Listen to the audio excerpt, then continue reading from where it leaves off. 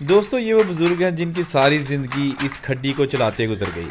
ہاتھ سے چلنے والی یہ کھڈی جو ہے نا، اس کی ٹھک ٹھک سے، اس کی ٹھک ٹھک سے بن رہی ہیں شال، چادریں، گرم چادریں یا شال.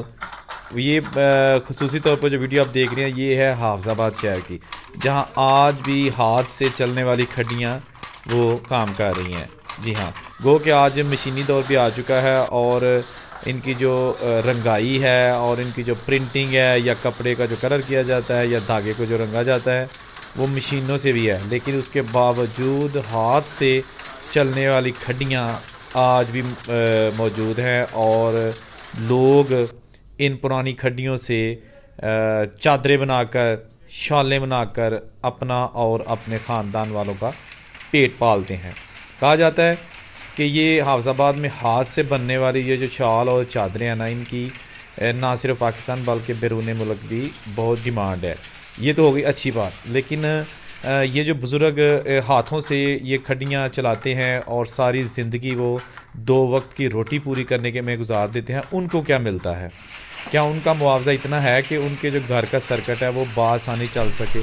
کیا ان کے پاس اتنے وسائل ہیں کہ وہ جو ہے نا وہ اپنا جو ہے نا گزر بسر کرنے کے ساتھ ساتھ اپنی اولاد کو اعلیٰ تعلیم دلوا سکے؟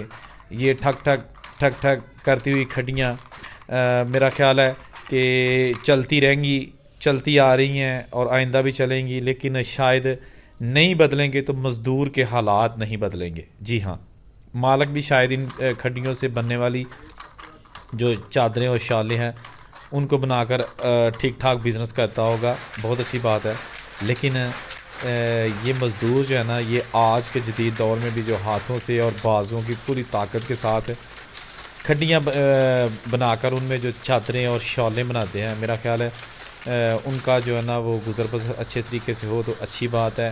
کیونکہ کسی کے گھر کا چولہا چلنا یا کسی کی اجرت جو ہے نا وہ اس سے زیادہ دینا ایک بہت نیک عمل ہے. اب آپ دیکھ سکتے ہیں یہ سارے کاریگر جن کی زندگی ان دھاگوں کے پنوں کے ساتھ گزر گئی، جن کی پوری زندگی ان کھڈیوں پہ بیٹھ کے ہاتھ اور جو نظر کا کام ہے اس میں گزر گئی.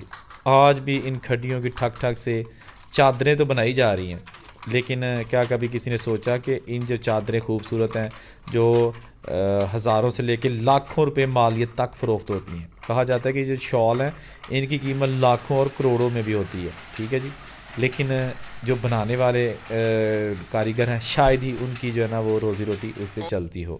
یہ اب جب مارکیٹ میں کپڑا آتا ہے، یہ جو شالز اور یہ جو چادریں آتی ہیں، وہاں پر اس کو امیر لوگوں یا غریب سارے خریدنے کے لیے آتے ہیں. ان کی ڈیزائننگ، ان کے رنگ اور ان کی کوالٹی وہ دکاندار اپنے تمام گاہکوں کے سامنے تو رکھ دیتے ہیں اور منہ مانگے دام بھی لے لیتے ہیں. لیکن کبھی کسی نے سوچا کہ یہ کھڈیاں جو ان چادروں کو بناتی ہیں، ان پہ جو کام کرنے والے ورکرز ہیں، جو ہنرمند ہیں، جنہوں نے اپنی زندگی ان خوبصورت شالوں کی تیاری میں گزار دی، ان کے گھر کا کیا حال ہوگا؟ آپ کسی دن وزٹ کریں، یقیناً آپ کو یہ دیکھ کر افسوس ہوگا کہ اتنی پیاری اور مہنگی شالیں جو امیر لوگوں کے کندھوں کی شان ہوتی ہے، جو ان کے فنکشنز کی جان ہوتی ہے، ان کو بنانے والے نے اس پہ کتنی محنت کی ہوگی. دوسرے لفظ میں آپ یہ کہہ لیں کہ جو ان کے کندھے ہیں نا، جب موڈے نکل آتے ہیں، کھچ کھچ کے موڈے نکل آتے ہیں، دین یہ جو شال ہے نا یہ جا کے آپ کے سامنے رکھی جاتی ہے، اور پھر یہ آپ کی چوائس ہے کہ آپ اس کو خریدیں اور اپنے دوست احباب کو گفٹ بھی کریں. یہ چھوٹی سی ویڈیو تھی، چینل کو سبسکرائب کیجیے گا. دیکھتے رہیے مسٹر بیگ.